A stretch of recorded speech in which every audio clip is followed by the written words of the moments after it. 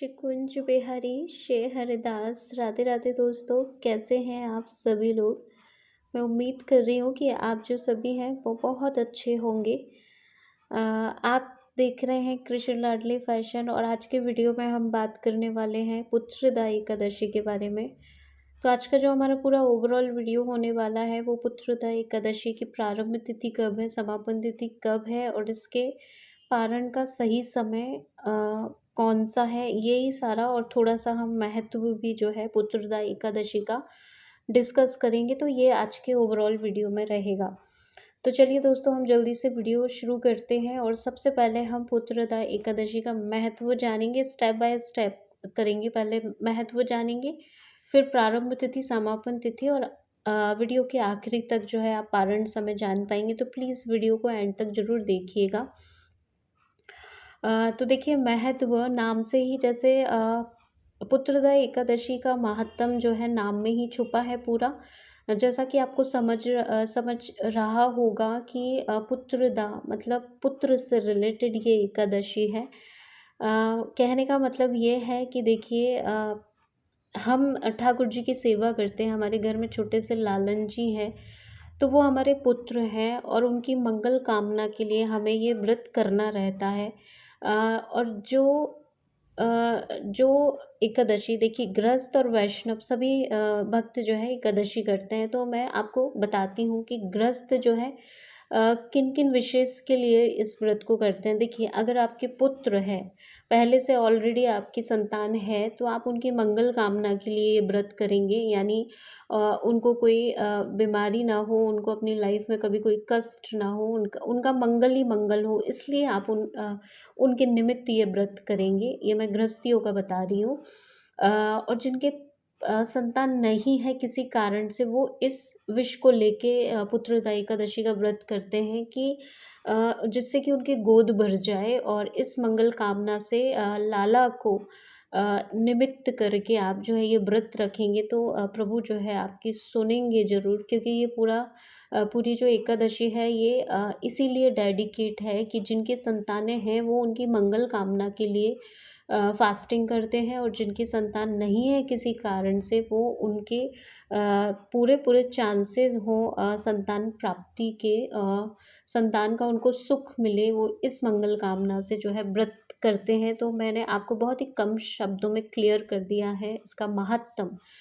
और बाकी जो कॉमन महात्म है, जो सारी ही एकादशी से जो फल मिलते हैं, वो तो फिर आपको मिलते ही मिलते हैं, वो तो मैं हर वीडियो में डिस्कस करती हूँ आपसे।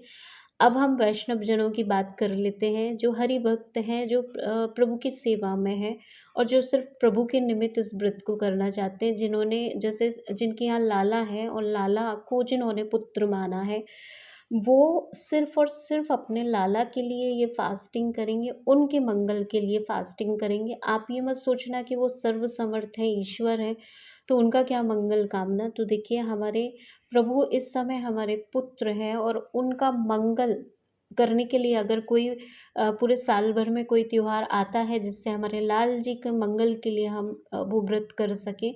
और वैसे तो जो हरि वैष्णव जन जो है वो एकादशी, पूरी एकादशी जो साल भर की 26 एकादशी होती हैं, वो पूरी एकादशी श्री हरि के मंगल के लिए ही की जाती है। हमारे हमारे जो लाल है ना, उनका यश दिन ब दिन बढ़ता रहे, इसीलिए ये व्रत किया जाता है एकादशी का। जो वैष्णवों का एकादशी करने का जो मोटिव होता है वो यही होता है कि उनके जो ठाकुर हैं, उनके जो लाल हैं, उनका दिन प्रतिदिन यश बढ़ता रहे और वो अपने ठाकुर जी के ऐसे ही क्लोज रहें। तो अब मैं आपको अपना या आप लोगों का पर्सनल बताती हूँ कि आप लोग फास्टिंग करेंगे तो क्या सोच के फास्टिंग करेंगे, इसका क्या महत्व है। तो आप सभी जो है अपने अपने ठाकुर के निमित्त फास्टिंग करिएगा कि आपकी जो लाइफ है, हमें नहीं पता रहता आगे आने वाला टाइम कैसा है, क्या होगा क्या नहीं होगा, लेकिन हम इस मंगल कामना से ये फास्ट कर सकते हैं एकादशी का कि हमारा जो पूरी लाइफ है हमारे लाल जी के साथ बहुत खुशहाली से गुजरे, अच्छा बुरा टाइम जो भी आए, हम हमारे लाला के साथ अच्छे से उसको फेस करें, और हमारे लाल जी जो हैं हमेशा हमारे साथ ऐसे ही हमारी गोद में ऐसे ही हंसते खेलते रहें, उनको कभी किसी बात की तकलीफ़ ना हो हमसे, हम ऐसा कोई काम नहीं करें जिससे हमारे लाला को कोई प्रॉब्लम हो। उनके मंगल यश के लिए आपको ये व्रत रखना है। ये पुत्रदा एकादशी है। और अब मैं आपको इसकी वो बता देती हूँ कि ये मंथ जो है वो श्रावण है, पक्ष जो है वो शुक्ल पक्ष है। तो ये श्रावण मास के शुक्ल पक्ष की पुत्रदा एकादशी है। मैंने तीनों भाव से आपको बता दिया है कि गृहस्थी, वैष्णव और जिनको पुत्र प्राप्ति की इच्छा है वो इस तरीके से फास्टिंग करेंगे। चलिए, ये तो बहुत कम शब्दों में महत्व हो गया है। और जो कॉमन महत्व है, यानी आपको यश की प्राप्ति होगी, आपको बुद्धि, विद्या, धन, दौलत और इतने इतने बहुत सारे दान करने की सारी प्राप्ति होती है, वो सब सभी एकादशियों में जो है विशेष कुछ अलग होता है और कुछ बातें जो है कॉमन होती हैं, वो सब तो आपको मिलेगा ही मिलेगा। अब हम बात कर ले रहे हैं कि हमारी पुत्रदा जो एकादशी है इस वर्ष की 2024 की, वो जो है उसकी प्रारंभ तिथि क्या है? क्या आपको भी कोई कन्फ्यूज़न हो रहा है कि एकादशी 15 तारीख को है या 16 तारीख को है? तो दोस्तों, चलिए अब हम प्रारंभ तिथि जान लेते हैं कि एकादशी, हमारी जो एकादशी तिथि है वो कब प्रारंभ हो रही है। तो आप नोट कर लीजिए, 15 अगस्त को जो है ये तिथि प्रारंभ हो रही है सुबह 10:26 से लेके, आप नोट कर लीजिएगा, 15 अगस्त 10:26 से एकादशी तिथि प्रारंभ हो रही है, जो कि अगले दिन यानी 16 तारीख को, 16 अगस्त को सुबह 9:39, ठीक है, 39 पे, यानी 9:39 पे समाप्त हो रही है। तो 15 तारीख को तो पूरी तरीके से जो है हम दसवीं तिथि का पालन करेंगे, क्योंकि आप समझ ही गए होंगे, अब इतनी बार जो मैं रिपीट करती हूँ वीडियोज़ में, तो आप समझ ही गए होंगे कि जो एकादशी सूर्योदय के साथ नहीं होती है उसका पालन हम बिल्कुल नहीं करते हैं। तो सूर्योदय पहले हो चुका होगा और एकादशी तिथि जो है वो 10:30 बजे के आसपास प्रारंभ हो रही है। तो फिर जो है इस दिन यानी 15 अगस्त को तो हम एकादशी सेलिब्रेट कर ही नहीं सकते हैं, क्योंकि इस दिन जो है पूरी तरीके से, भले ही आप सोचें कि 10:30 के बाद क्या हम एकादशी के नियमों का पालन करेंगे, तो नहीं, आपको बिल्कुल नहीं करना। इस दिन पूरे दिन दशमी तिथि ही रहेगी। भले ही एकादशी लग गई है, हाँ, बट आप ये है कि चावल आप अवॉइड कर सकते हैं, चावल आप ना खाएं, लेकिन जो फास्टिंग नहीं करना आपको 15 तारीख को, क्योंकि इस दिन पूरे दिन दसवीं तिथि का ही आप पालन करेंगे।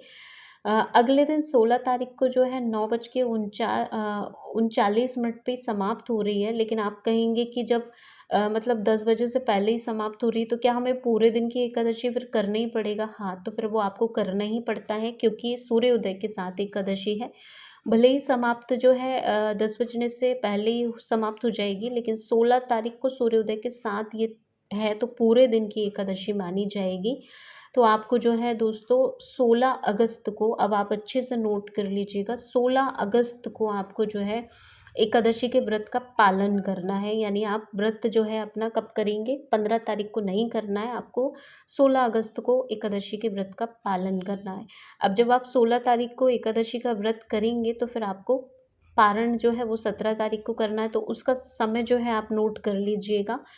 तो उसका जो समय है वो है 6 बजे से लेके, यानी सूर्योदय के साथ से ही पारण का समय प्रारंभ हो जाएगा। और इस बार का जो पारण का समय है ना, वो बहुत कम दिया हुआ है।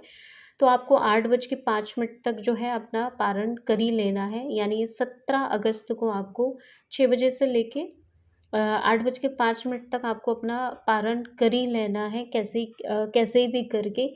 जिनके यहाँ देखिए इतनी जल्दी हमारे यहाँ भोग प्रसादी नहीं बन पाता है, तो आपको पता है फिर पारण हमें कैसे करना होता है। तुलसी दल और जल हाथ में लेके हमें पारण करना होता है। तो ये चावल का दाना भी आप ले सकते हैं। इस तरीके से जो है हम एकादशी के व्रत का पारण करते हैं। तो ठीक है दोस्तों, अब मैं फाइनली आपको बता दे रही हूँ कि इस वर्ष की जो पुत्रदा एकादशी है वो हम 16 अगस्त को रख रहे हैं। आप बेफिक्र होके 16 अगस्त को अपने व्रत का जो है पालन करिएगा। इसी दिन पुत्रदा एकादशी का व्रत रहेगा पूरे दिन। तो इस वीडियो के माध्यम से मैं पुत्रदा एकादशी की आप सभी को अनंत अनंत शुभकामनाएं देती हूँ। काफ़ी टाइम है, आप लोग वीडियो सुन लेना और सारा कुछ आप देख लेना, नोट कर लेना। मैं हमेशा ऑडियो बोलती हूँ, इस वजह से आपको लिखने में थोड़ी दिक्कत हो सकती है, बट मैं लास्ट में सब बता ही देती हूँ कि कुछ भी आप ना सुन पाएँ तो एटलीस्ट आप पारण समय और कब है ये तो आप सुन ही लिया करें। तो 16 अगस्त को हम एकादशी के व्रत का पालन करेंगे। तो अब हम मिलेंगे लल्ला के नेक्स्ट वीडियो में, तब तक सबको श्री कुंज बिहारी श्री हरिदास राधे राधे।